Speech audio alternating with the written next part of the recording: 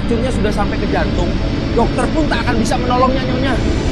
Kosong, jika kamu memang bisa sembuhkan adikku, aku akan berikan segalanya untukmu. Bahkan aku bersedia menikahimu.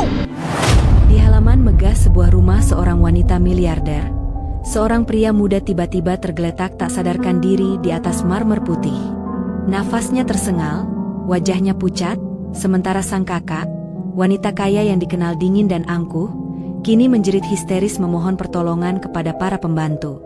Saat dokter tak kunjung datang dan maut seolah semakin dekat, dan semua orang panik, pintu gerbang besar itu terbuka, sosok pria lusuh melangkah masuk dengan tenang, menawarkan bantuan. Dihina, direndahkan, bahkan diusir, pria itu hanya berkata satu hal yang mengguncang segalanya. Kalau racunnya sudah sampai ke jantung, dokter pun mungkin terlambat. Hingga akhirnya, demi menyelamatkan nyawa adiknya, sang wanita membuat tantangan tak terduga. Baik, kalau kamu benar bisa menyelamatkan adikku, aku akan memberimu segalanya. Bahkan aku bersedia menjadi istrimu. Pria itu menatapnya datar tanpa ekspresi. Siapa sebenarnya pria misterius ini? Dan apa yang akan terjadi setelahnya? Keributan mendadak memecah ketenangan pagi di halaman mansion bergaya klasik Eropa itu. Pilar-pilar putih menjulang anggun, mengapit taman mawar yang tertata rapi, namun keindahan itu seolah kehilangan maknanya. Udara hangat menyelimuti, tapi aura mencekam menggantung berat di atas tanah marmer yang dingin. Para pelayan berlarian tak tentu arah. Ada yang menjerit histeris, ada pula yang hanya terpaku kebingungan. Di tengah halaman, seorang pria muda tergeletak tak sadarkan diri.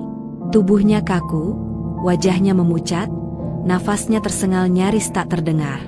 Di tangannya, masih tergenggam kotak makanan yang kini terbalik, isinya berserakan di atas batu marmer putih yang bersih. Reza, Reza bangun. Suara itu melengking penuh kecemasan. Seorang wanita bergaun coklat panjang berlari tergesa menghampiri, lalu berlutut memeluk tubuh pria itu tanpa peduli gaunnya terseret tanah.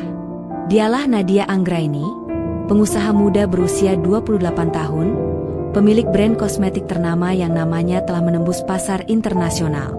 Sosok yang dikenal luas sebagai lambang kecantikan, kekayaan, dan sikap dingin yang sulit disentuh siapapun. Namun pagi itu, semua topeng runtuh. Wajahnya pucat oleh ketakutan. "Cepat panggil dokter. Jangan biarkan dia mati," teriaknya pada para asisten. "Kenapa lama sekali? Mobil sudah siap atau belum?" "Sudah, Nona," tapi nafas Tuan Reza makin melemah. "Dokter masih di jalan?" Nadia mengguncang bahu sang adik dengan putus asa. "Reza, bertahanlah, jangan buat aku panik seperti ini." Beberapa pembantu berdiri di belakang, bingung harus berbuat apa. Tangis dan teriakan bercampur di udara, menambah kekacauan yang makin menyesakan. Tiba-tiba, gerbang besar rumah itu perlahan terbuka. Seorang pria asing melangkah masuk. Pakaiannya lusuh, kaos hijau kusam melekat di tubuhnya, celana hitamnya penuh debu jalanan. Di pundaknya tergantung tas kain tua berisi botol-botol kecil dari kaca dan bambu. Langkahnya pelan, namun tegap. Matanya jernih, tajam, dan tenang menatap kerumunan itu. Ia berhenti beberapa meter dari Nadia. "Ada apa?" "Saya dengar teriakan dari luar, ada yang pingsan." Para pembantu langsung memandangnya sinis. "Orang mana lagi ini? Kampung nyasar kali." Pakaiannya aja kayak gelandangan, berani masuk halaman rumah Nona Nadia. Nadia menatap pria itu dari ujung kepala hingga kaki. Tatapannya dingin, merendahkan. "Siapa kamu? Berani sekali masuk tanpa izin ke rumahku. Keluar sebelum satpam menyeretmu." Pria itu menunduk sopan, suaranya tetap tenang. "Saya hanya ingin membantu, Nona. Saya penjual obat keliling. Saya mengenali gejala keracunan. Kalau diizinkan, saya bisa mencoba dengan ramuan saya." Ucapan itu disambut tawa kecil penuh ejekan. "Ramuan? Ini rumah orang kaya, bukan warung jamu. Kau pikir racun bisa sembuh pakai air akar?" Nadia menyilangkan tangan di dada, sorot matanya menusuk. "Kau kira aku akan percaya pada orang sepertimu? Aku bisa memanggil dokter terbaik, bukan pengemis penjual obat palsu. Pergi. Tapi pria itu tak bergeming. Saya sadar saya bukan siapa-siapa, Nona. Tapi jika racunnya sudah sampai ke jantung, dokter pun mungkin tak sempat menolong. Waktunya tinggal sedikit. Berhenti seolah kamu paling tahu, bentak Nadia. Aku punya uang. Aku bisa menyelamatkan adikku tanpa bantuan orang sepertimu. Sunyi sejenak. Hanya terdengar nafas Reza yang semakin berat. Tubuhnya mulai kejang tak terkendali. Nona, teriak seorang pembantu panik. Tuan Reza sudah tidak bereaksi. Matanya mulai tertutup. Wajah Nadia berubah drastis. Air mata mulai mengalir tanpa bisa ia tahan. Reza, jangan tinggalkan aku, tolong. Pria lusuh itu maju satu langkah. Kalau Nona tetap menolak, saya akan pergi. Tapi jika adik Anda tak tertolong, jangan salahkan siapapun. Semua mata tertuju pada Nadia. Tangannya gemetar di atas dada Reza. Harga diri dan rasa takut saling beradu di hatinya. Ia menatap pria asing itu lama, seseorang yang sepenuhnya bukan bagian dari dunianya. Akhirnya, dengan suara lirih namun tegas, ia berkata, "Baik, kalau kamu benar bisa menyembuhkan adikku, aku akan memberimu segalanya." "Segalanya?" tanya pria itu datar. Nadia berdiri perlahan. Kesombongan masih tersisa di wajahnya, namun air mata membasahi pipinya. "Uang, harta, apapun yang kau inginkan." Ia terdiam sejenak, lalu melanjutkan dengan suara bergetar. "Bahkan, aku bersedia menjadi istrimu." Semua orang membeku. Seorang pembantu menutup mulutnya kaget. Sopir rumah sampai menjatuhkan topinya. Tak ada yang menyangka kalimat itu keluar dari wanita yang selama ini dikenal dingin dan tak tersentuh. Pria itu menatap Nadia cukup lama, lalu tersenyum tipis. "Saya tidak datang untuk menagih imbalan, Nona. Saya hanya ingin menolong. Tapi jika itu adalah tantanganmu." Ia berlutut di samping Reza. "Saya terima." Nadia hanya bisa diam, mengikuti setiap gerakan pria itu saat ia mengeluarkan botol kecil dari tas kainnya. Cairan di dalamnya berwarna coklat pekat, beraroma tajam seperti campuran akar, daun, dan tanah basah. Seorang pembantu berbisik cemas. "Nona, yakin mau membiarkan dia melakukan ini? Bagaimana kalau tambah parah?" "Tutup mulut kalian," bentak Nadia dengan suara gemetar. "Aku yang bertanggung jawab." Pria itu perlahan membuka mulut Reza, lalu dengan hati-hati meneteskan beberapa tetes cairan ke dalamnya. Setelah itu, ia memijat leher Reza perlahan agar ramuan itu tertelan sempurna. Tangannya kemudian bergerak mengoleskan sisa cairan ke pergelangan tangan dan dada Reza dengan gerakan tenang dan terukur. "Ini racun dari makanan laut yang sudah basi," ucapnya pelan. "Ramuan ini akan menetralkannya perlahan. Beberapa menit lagi kondisinya akan membaik.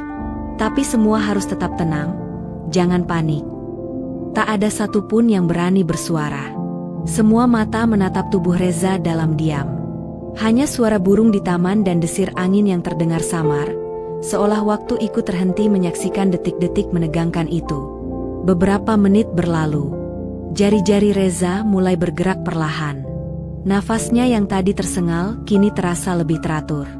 Warna biru di bibirnya memudar, digantikan rona merah yang pelan-pelan kembali. "Nona." Tuan Reza bergerak, teriak seorang pembantu penuh harap. Nadia membelalak tak percaya.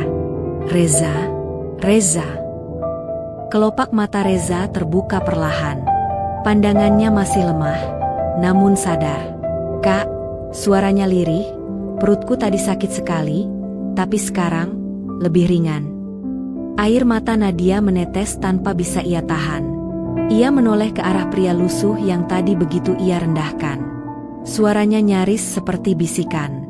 "Kau benar-benar menyembuhkannya." Pria itu hanya tersenyum tipis sambil kembali mengikat tas kain di pundaknya. "Saya sudah katakan, Nona, kadang yang tampak sederhana belum tentu tak berharga." Nadia menatapnya lama. Ada sesuatu yang bergetar di dadanya. Bukan rasa malu semata, melainkan perasaan asing yang belum pernah ia kenal sebelumnya. Di bawah langit pagi itu, di halaman rumah megah yang selama ini hanya mengenal kesombongan dan kemewahan, lahirlah awal kisah yang tak pernah diperkirakan siapapun. Kisah antara wanita kaya yang angkuh dan seorang lelaki sederhana yang membawa keajaiban. Suasana halaman berubah hening. Semua orang memandang Reza yang kini perlahan bisa menggerakkan tubuhnya. Nafasnya stabil, wajahnya kembali segar seolah tak pernah berada di ujung maut. Nadia masih berlutut di samping adiknya, matanya basah penuh kelegaan. "Reza, kau benar-benar sadar?" Reza mengangguk lemah. "Aku cuma makan makanan itu, Kak." Tiba-tiba perutku terasa panas, lalu gelap. "Sudah, jangan banyak bicara dulu. Kamu aman sekarang," jawab Nadia lembut, berbeda dari sikapnya yang biasa. Para pembantu tetap berdiri mematung. Hening semakin terasa sampai tiba-tiba terdengar suara mobil melaju cepat dari arah depan rumah. Gerbang terbuka lebar, dan sebuah mobil putih berhenti tepat di depan tangga marmer. Seorang dokter paruh baya keluar tergesa-gesa membawa tas medis. "Di mana pasiennya? Saya dengar keracunan parah." Nadia berdiri perlahan, masih menggenggam tangan Reza. "Dokter, syukurlah Anda datang. Tapi, dia sudah sadar." Dokter mengerutkan kening. "Sudah sadar?" Ia segera memeriksa Reza, mengecek nadi, pupil mata, serta pernapasannya dengan teliti. Ekspresinya berubah terkejut. "Ini aneh, tak ada lagi tanda-tanda racun. Siapa yang menangani sebelum saya?" Semua mata serempak tertuju pada pria lusuh yang berdiri tenang di tepi taman. Ia baru saja menutup botol kecil ramuan dan memasukkannya kembali ke tas kainnya. Dokter melangkah mendekat. "Saudara siapa?" "Saya hanya penjual obat keliling, Pak. Kebetulan lewat dan melihat ada yang pingsan." "Penjual obat keliling?" ulang dokter dengan nada tak percaya. "Apa yang kau berikan padanya?" "Ramuan dari akar tanaman hutan, daun pahit, dan sari bunga liar. Campuran itu menetralisir racun makanan laut basi." Dokter menghela nafas panjang, lalu kembali menatap Reza yang kini terlihat semakin stabil. "Saya tidak tahu harus berkata apa, tapi efeknya luar biasa cepat. Dalam 15 tahun saya jadi dokter, belum pernah saya melihat pemulihan secepat ini." Bisik-bisik mulai terdengar di antara para pembantu. Benar katanya, dia bukan orang biasa. Kirain penipu, ternyata penyelamat. Nadia menatap pria itu lama. Wajahnya masih menyimpan sisa keangkuhan, namun kini bercampur rasa kagum dan malu. Gaunnya kusut, rambutnya sedikit berantakan, namun sorot matanya tak lepas darinya. "Kau benar-benar membuat ramuan itu sendiri?" tanyanya pelan. "Iya, Nona. Saya belajar dari ayah saya, dulu tabib desa. Ramuan ini sudah turun-temurun. Dan kau hanya berjalan dari satu tempat ke tempat lain menjualnya." "Benar. Kadang ada yang percaya, kadang tidak. Tapi saya tetap membawanya. Siapa tahu ada yang membutuhkan." Nadia menunduk pelan. Untuk pertama kalinya, ia tak tahu harus berkata apa. "Tadi aku menghinamu, di depan semua orang." Pria itu tersenyum kecil. "Tidak apa-apa, Nona. Orang sering salah paham. Saya sudah terbiasa." "Tidak." Suara Nadia bergetar. "Aku terlalu sombong. Aku pikir uang bisa menyelesaikan segalanya."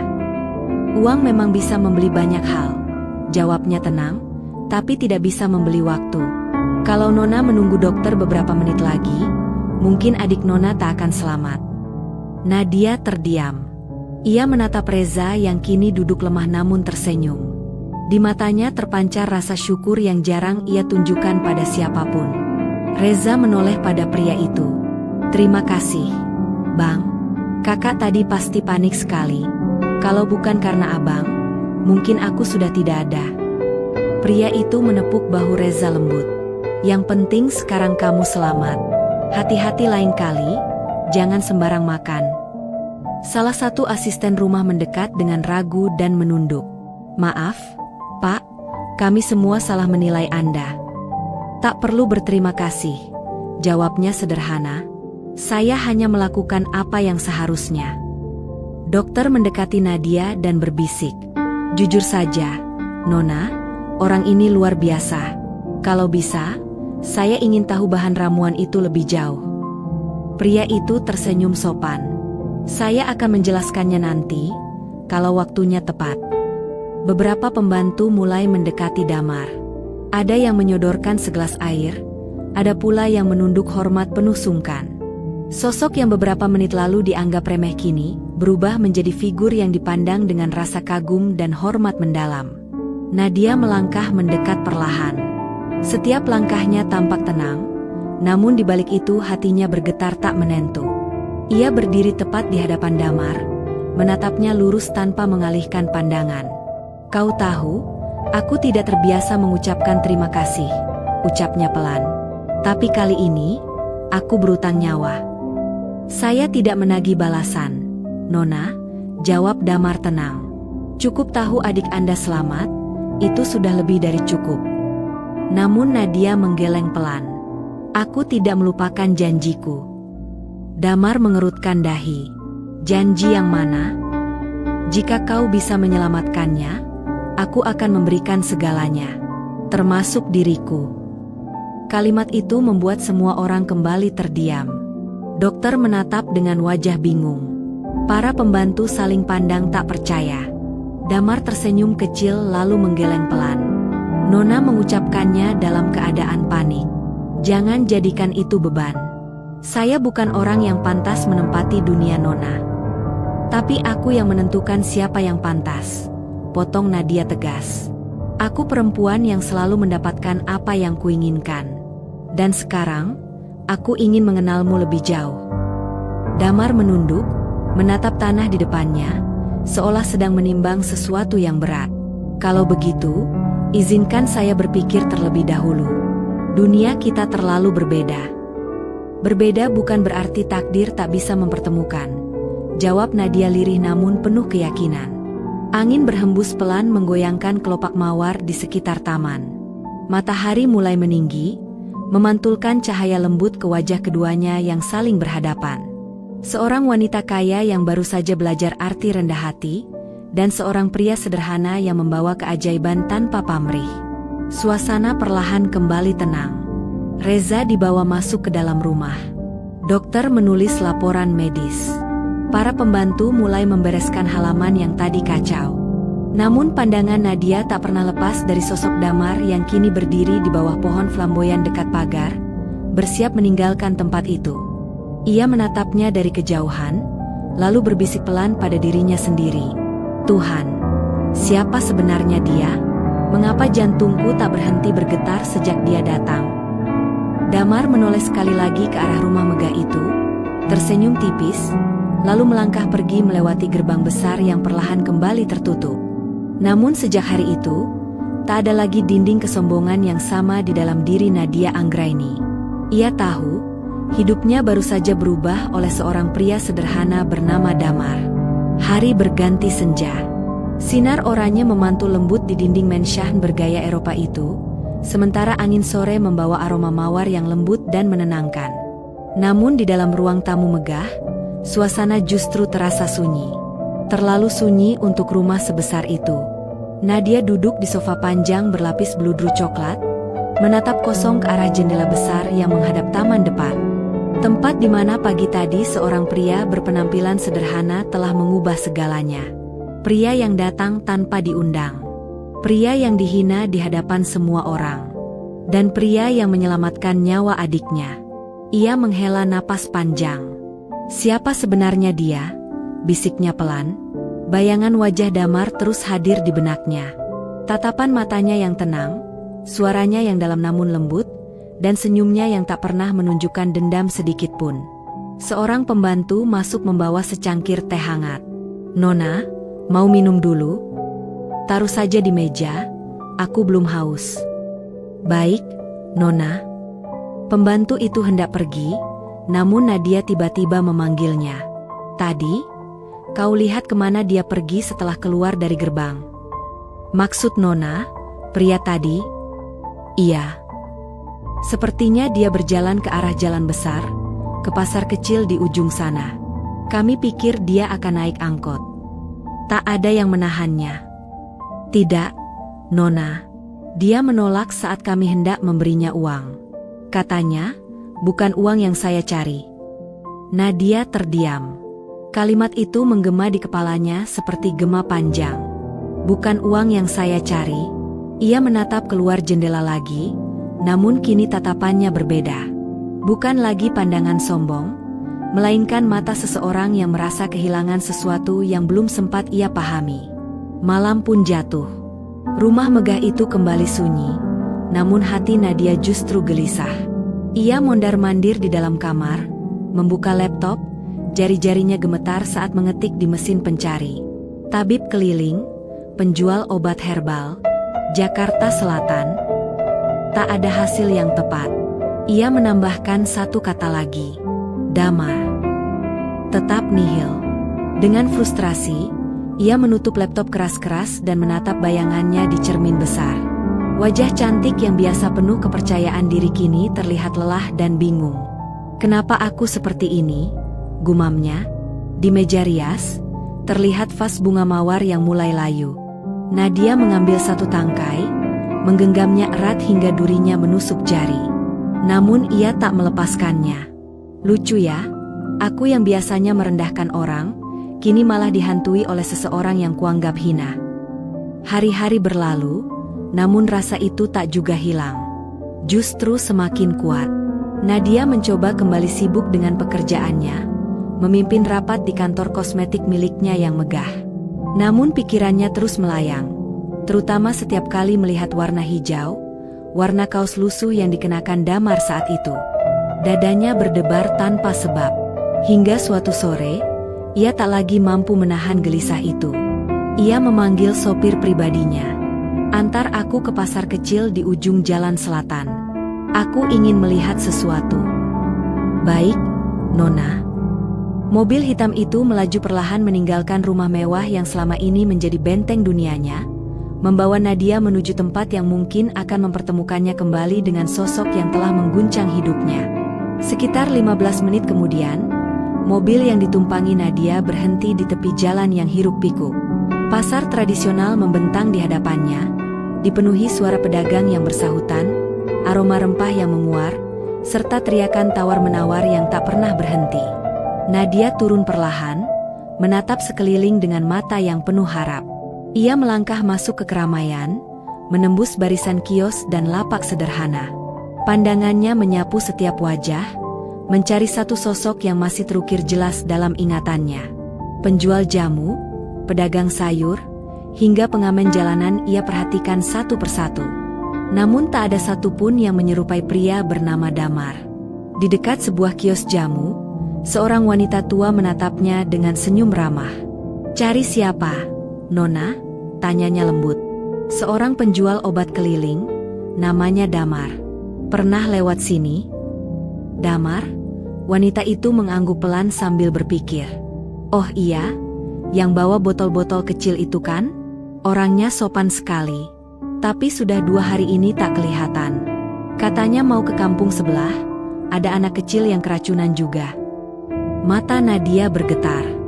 Dia masih menolong orang? "Iya, Nona. Dia tak pernah berhenti. Orang-orang bilang tangannya seperti diberkahi.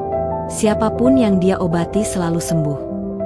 Nadia tersenyum kecil, tetapi matanya mulai berkaca-kaca. Pandangannya beralih ke sebuah jalan sempit di ujung pasar, seolah berharap Damar muncul dari sana.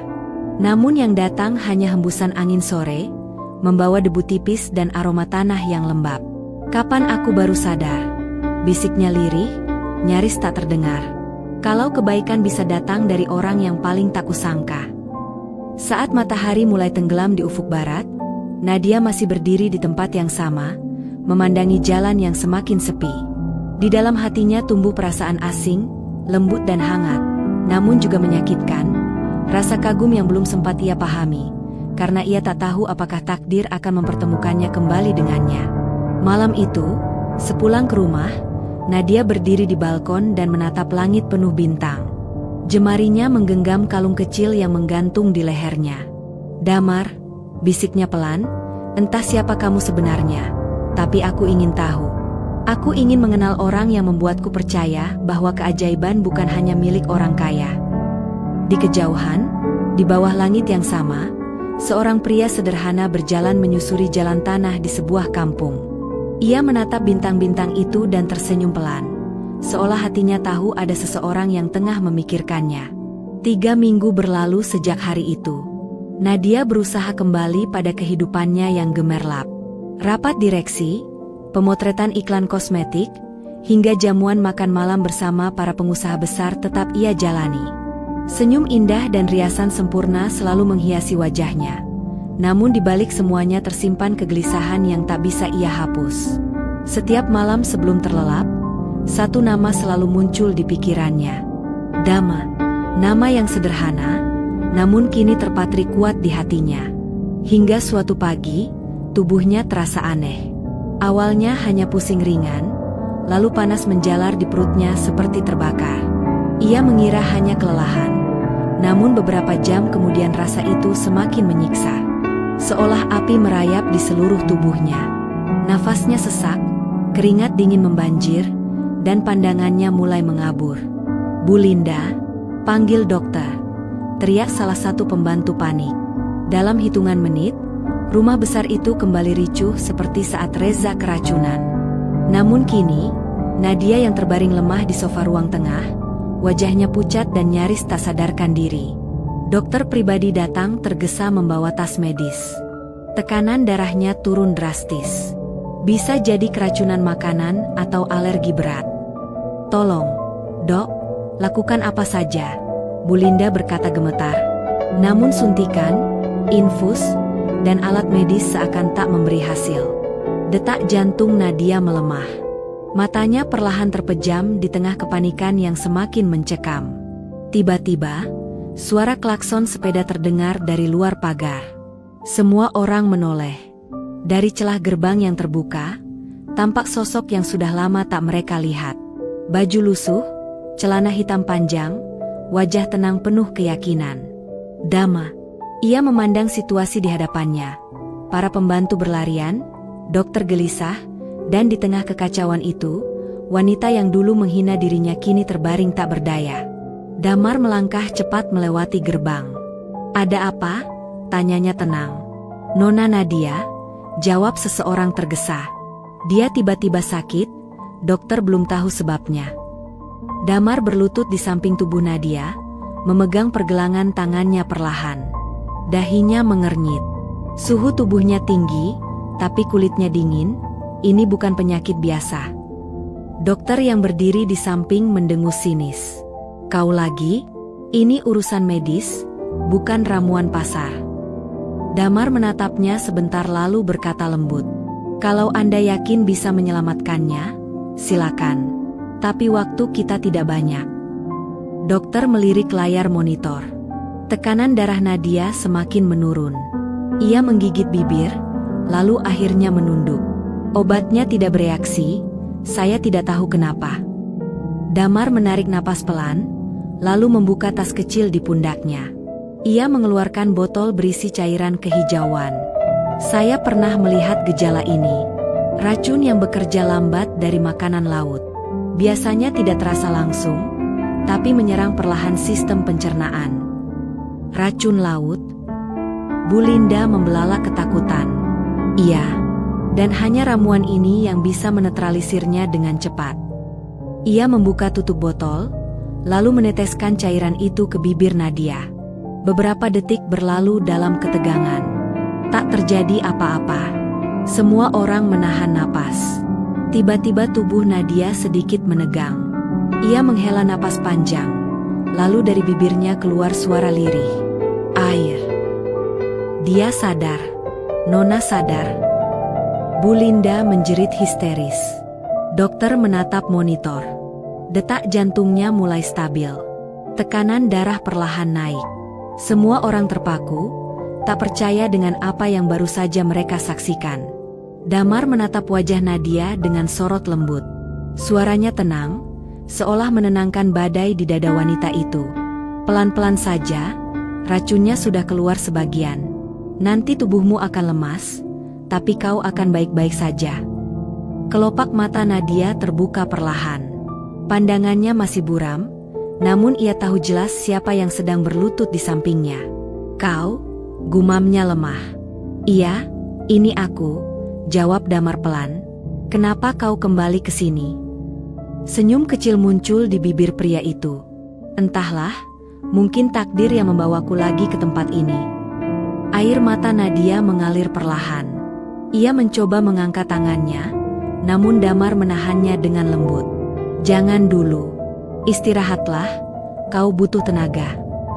Namun Nadia justru menggenggam tangannya erat, seakan takut kehilangan. Tolong, jangan pergi lagi. Jangan tinggalkan aku. Ruangan itu mendadak sunyi. Semua yang berada di sana terdiam, menyaksikan pemandangan yang begitu menyentuh. Seorang wanita kaya raya yang dulu diselimuti kesombongan kini menggenggam tangan lelaki sederhana, seolah hidupnya bergantung padanya. Damar menatap wajahnya lama, lalu berkata pelan, "Aku tidak akan pergi sampai kau benar-benar sembuh." Beberapa hari berlalu, kondisi Nadia perlahan membaik. Setiap pagi Damar datang memeriksa keadaannya, memberinya ramuan, memastikan ia cukup beristirahat. Ia tinggal sementara di rumah itu atas permintaan Reza dan sang ibu. Dalam setiap detik kebersamaan mereka, perlahan dinding yang dulu memisahkan dua dunia itu runtuh satu persatu. Suatu sore di taman belakang, Nadia duduk mengenakan gaun putih sederhana. Rambutnya terurai alami, wajahnya tanpa riasan, namun justru tampak lebih indah dari sebelumnya. Damar datang membawa secangkir ramuan hangat. "Masih pahit, tapi kali ini kutambahkan madu," katanya sambil tersenyum. Nadia terkekeh pelan. "Aku lebih takut kehilanganmu daripada rasa pahit ramuan itu." Damar menatapnya terkejut. "Kenapa bicara seperti itu?" "Karena aku baru menyadari sesuatu," jawab Nadia lirih sambil menatap langit senja. "Selama ini aku sibuk membangun kerajaan dari uang dan kemewahan. Tapi aku lupa bahwa yang membuat hidup terasa berarti adalah ketulusan, bukan kesempurnaan." Angin sore berhembus lembut. Kelopak mawar jatuh perlahan di antara mereka. Damar tersenyum kecil. "Kadang keajaiban datang saat kita berhenti memandang dunia dari atas." Nadia menatapnya dalam-dalam. "Dan aku baru tahu, keajaiban itu bernama kamu." Damar menunduk pelan, seolah menahan sesuatu di dalam hatinya. Ia tak menjawab dengan kata-kata, hanya mengangkat tangannya dan menghapus lembut air mata di pipi Nadia.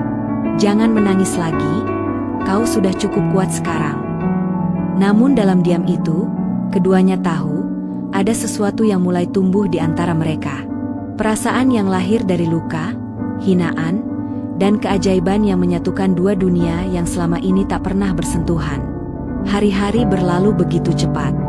Damar kini menjadi sosok yang akrab di rumah besar itu. Para pelayan yang dulu memandang rendah kini menyapanya penuh hormat. Bahkan Reza kerap menemaninya berbincang di taman, membahas ramuan herbal dan filosofi hidup sederhana. Namun yang paling berubah adalah Nadia. Setiap pagi ia menanti suara langkah kaki itu di halaman.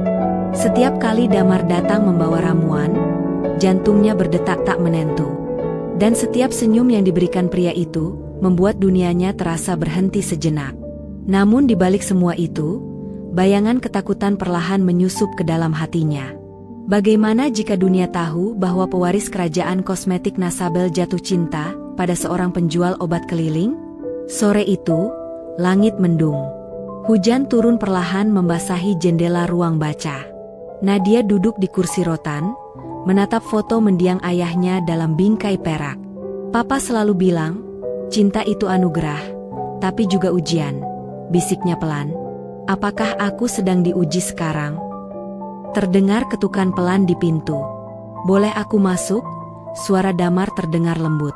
Ia berdiri di ambang pintu, membawa payung basah dan wajah yang masih dihiasi butiran hujan. Nadia tersenyum samar. "Kau selalu datang di waktu yang tepat. Dan kau selalu terlihat terlalu banyak berpikir," jawabnya sambil duduk di kursi seberang. Hening beberapa detik. Hanya suara hujan yang menemani mereka. Ada yang ingin kau katakan? Tanya Damar lembut. Nadia menarik napas panjang. Damar, aku ingin jujur. Sejak kau datang, semua berubah. Aku belajar rendah hati, belajar bersyukur, dan aku belajar mencintai. Damar menatapnya dalam-dalam, namun tetap diam. Aku tahu siapa diriku, lanjut Nadia. Aku punya nama besar, perusahaan, dunia yang gemerlap. Tapi anehnya, tak ada yang membuatku setenang saat bersamamu. Matanya mulai basah. Aku tak peduli dunia, Damar. Aku hanya ingin kau tahu, aku mencintaimu.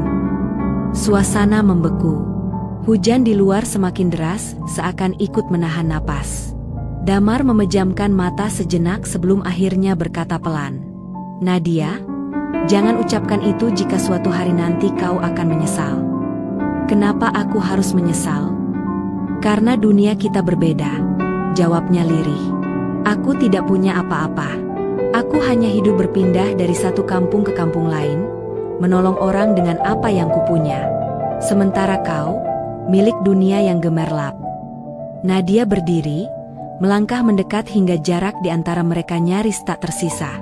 Air mata mengalir di pipinya, namun sorot matanya penuh keteguhan. Dunia gemerlap itu tidak berarti apa-apa, ucapnya bergetar, tanpa seseorang yang membuatku merasa benar-benar hidup, dan orang itu adalah kamu.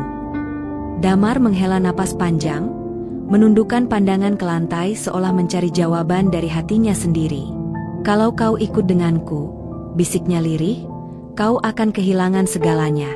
Nama besar, perusahaan, kenyamanan hidupmu.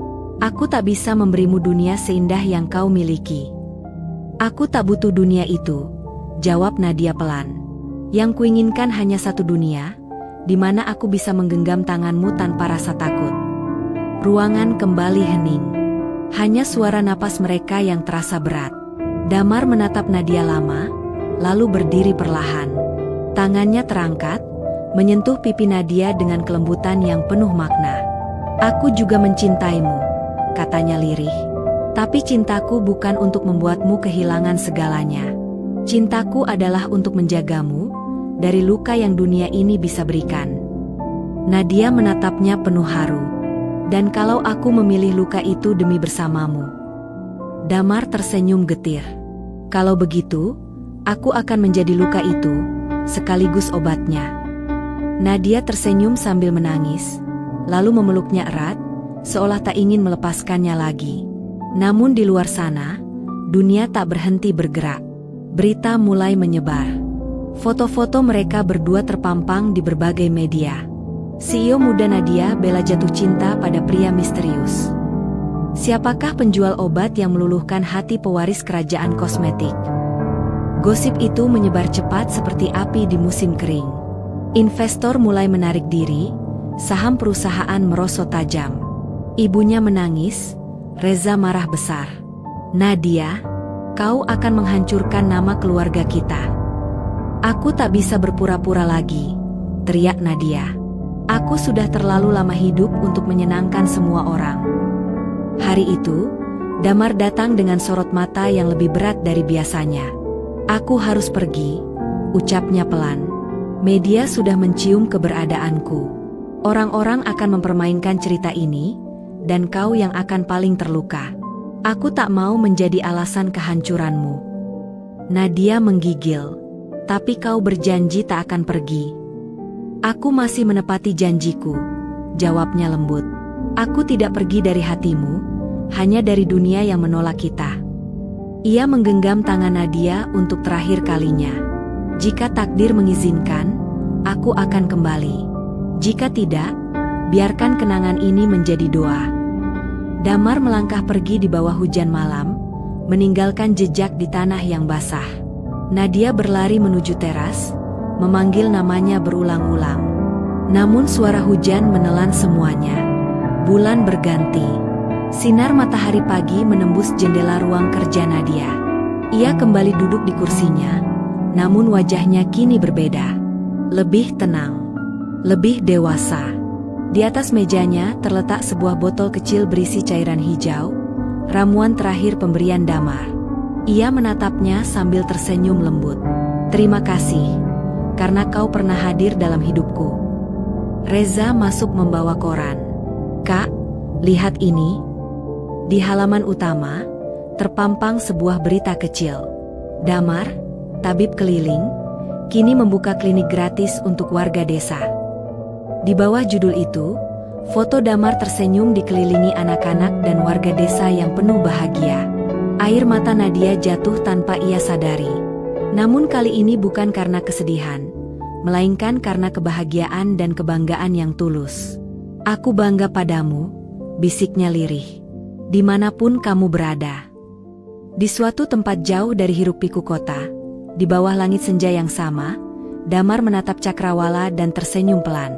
Semoga kau bahagia, Nadia, karena cintaku tak pernah pergi.